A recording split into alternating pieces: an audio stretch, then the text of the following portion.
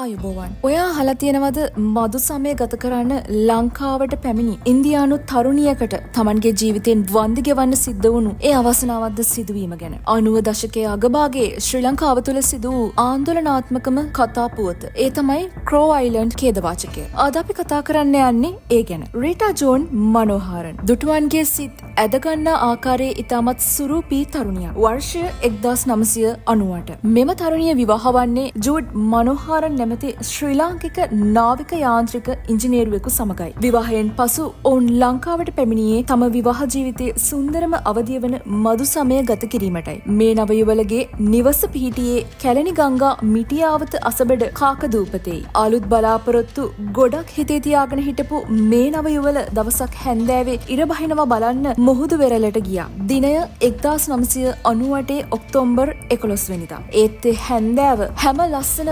බලාපොරොත්තුවකම අවසානයේ කියලා නම් ඒ අය දැනගෙන ඉන්න නැතුව ඇති. විනාඩි කිහිපයක් මුහුද දිහා බලාගෙන හිටපු මේ දෙන්න ආයෙත් හැරුණේ කරුවලත් වැටිගෙන එන නිසා ගෙදර යන්න හිතාගෙන. ටික දුරක් ඇවිදගෙන ආපු මේ දෙන්නට කඩලකාරයෙක් හම්බෙනවා. කඩල ගොට්ටකුත් ගත්ත මේ දෙන්න ඒකත් කන ගමන් ටික ටික නිවස දෙසට ලන් වෙනවා. ඒත් එක්කම ටිකක් ඈතින් කවුදෝ පුද්ගලයෝ 4 දෙනෙක් ඉස්සරහට එන බව මේ අය දකිනවා. පේන විදිහට නම් ඔවුන් සිටියේ බීමතින්. ඒ පැමිණෙන්නේ ඔවුන්ගේ ජීවිතවල අවාසනාවන්ත ඉරණම ලියන පාපතෙරයින් බව නම් ඔවුන් කිසිදා සිතන්නට නැතුව ඇති. ඔවුන් පසු කර ඉදිරියට යන නව යුවල දෙස බලා සිටි ඔවුන් Tamanගේ ගොදුර රැහැ ගැනීමට සමත් වෙනවා. ඔවුන් ජූඩ් මනෝහරන්ට පහර දෙන අතර ඔහු තනිවම ඔවුන් සමග සටන් වදිනවා. නමුත් ඔහුගේ උත්සාහයන් සියල්ල අවසානයේ අපරාධකරුවන් ඔහුව අඩපණ කරනවා. පසුව රීටාව කැලේ ඇතුළට රැගෙන ගොස් ඔවුන්ගේ කාමාතුර ආශාවන් ඉටු කරගන්නවා. අවසානයේ ඔවුන්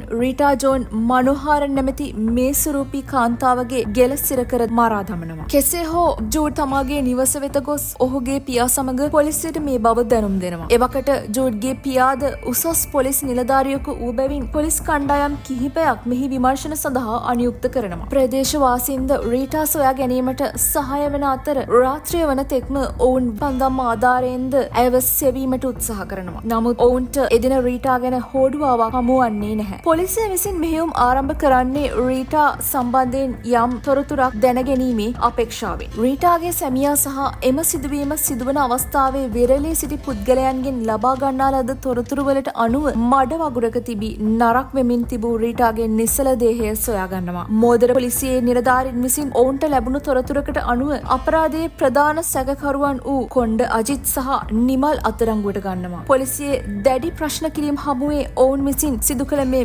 ම්ලේච්ඡ අපරාධයේ සුළමුල ඔවුන් විසින් හෙළි කරනවා. ඔවුන් විසින් රීටාට අයත් රන් භාණ්ඩද රැගෙන ගොස් ඇති අතර ඉන් සමහරක් ඔවුන් උකස් කර ඇති බවත් ප්‍රකාශ කරනවා. රීටාගේ පශ්චාත් මරණ පරීක්ෂණයට අදාළව විශේෂඥ වෛද්‍යවරුන් ප්‍රකාශ කරන්නේ ඇයව දරුණු ලෙස දූෂණයට ලක්ව ඇති බවත් ඇගේ මරණය සිදු වී ඇත්තේ වැල් කැබැල්ලකින් ගෙල සිර කර දියේ ගිල්වීමෙන් හුස්ම හිරවීමෙන් බවත්. මෙම සැකකරුවන්ගෙන් එක් අයෙකු රජයේ සාක්ෂිකරුවෙකු වන අතර ඔහුගේ සාක්ෂි මෙම නඩු තීන්දුවට ප්‍රබල පිටුවහලක් වෙනවා. විත්තිය සැකකරුවන් වන කොණ්ඩ අජිත් ඇතුළු අනෙක් දෙදෙනාට මහාධිකරණය විසින් මරණ දඬුවම නියම කරනවා. අපරාධකරුවන්ට නීතියෙන් දඬුවම් හිමි වූ නමුත් තවත් එක් තරුණියකගේ ජීවිතයේ ඉරණම ලෙයින් ලියවුණා. කෙසේ වෙතත් අපරාධයක් කළොත් කවදා හෝ හෙළිවන බවත් ඔබට කිසිදා නීතියෙන් සරණක් හිමි නොවන බවත් ඔබ මතක තබා ගත යුතුයි. ඒ වගේම ඔබගේ හෘද සාක්ෂිය තුළ ඔබව සදාකාලික සිරකරුවෙකු වෙනු ඇත. ඉතින්